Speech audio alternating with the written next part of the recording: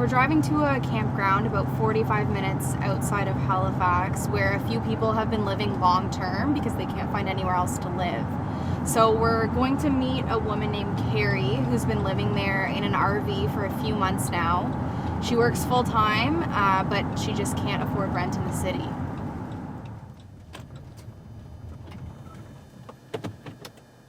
Hey, how are you? Nice to meet you, Nicola. So what happened to your old camper? You said you're in a new camper now. It just needs a lot of repairs, especially after the flood. So the floors all have to be redone. And when you were in it during the flood? Yes. How was that? Scary. Yeah, I bet. I have so much stuff in here.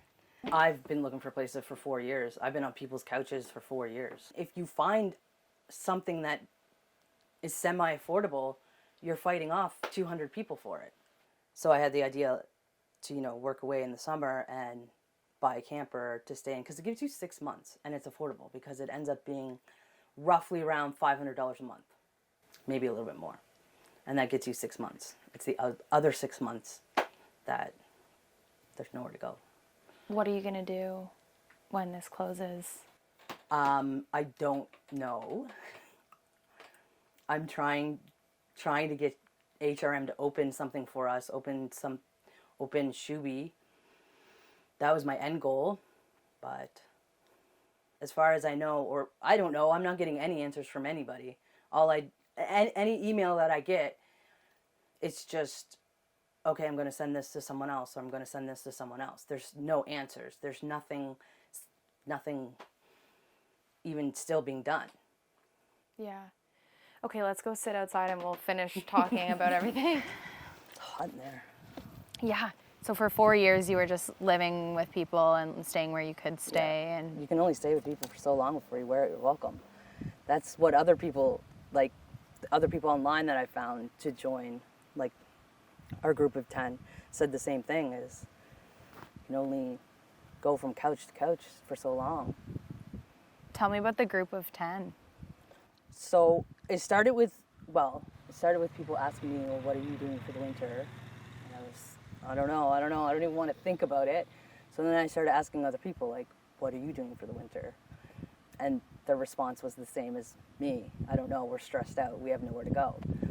So I just slowly started asking people around this campground, and then started to realize that there's a lot more people than I actually thought that are in campers, in campgrounds, and the season ends in mid-October with nowhere to go. So you're Steven? Yes. Nice to meet you. Okay, so I guess we'll just walk over to your place. Yeah. How did you end up staying in the RV? It was just rent got too expensive, or did you get evicted? Or No, divorce, sold the house, and that seemed to be the cheapest option for me to try to find a place to live, try to save money for another house, right? Mm-hmm. That's the biggest thing, just trying to, and then of course recovering from the divorce, getting all my credit sorted out. I'm finally to a point now where I can got the credit and stuff sorted out. Mm-hmm. Carrie talked about it. You just mentioned it. How you guys are like not what people would assume It's is like homeless. yeah, We're not homeless. We have homes. There's no place for us to go that's available for us to, like this area here. Like if there was somewhere where the campgrounds that were open or able to give us service, and we don't want it for free. We're willing to pay something. Do you think it's growing? It is.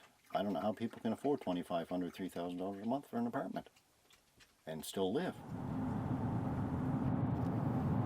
Carrie's pushing for the Shuby campground to stay open year-round so she and other people in situations like her can have somewhere to park their RVs and stay through the winter.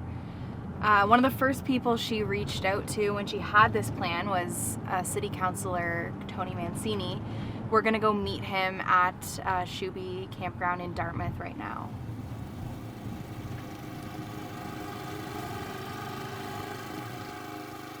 So very favorably and said, well, let's look into this. So we've spoken to staff, and the issue we have, it's not as simple as just keeping the doors open.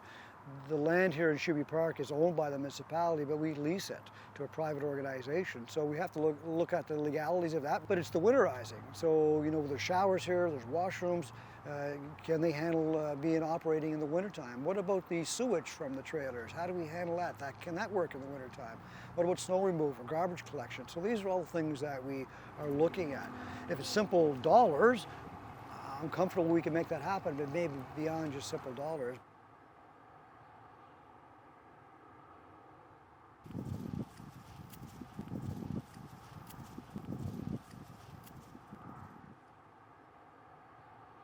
There's 4 weeks left.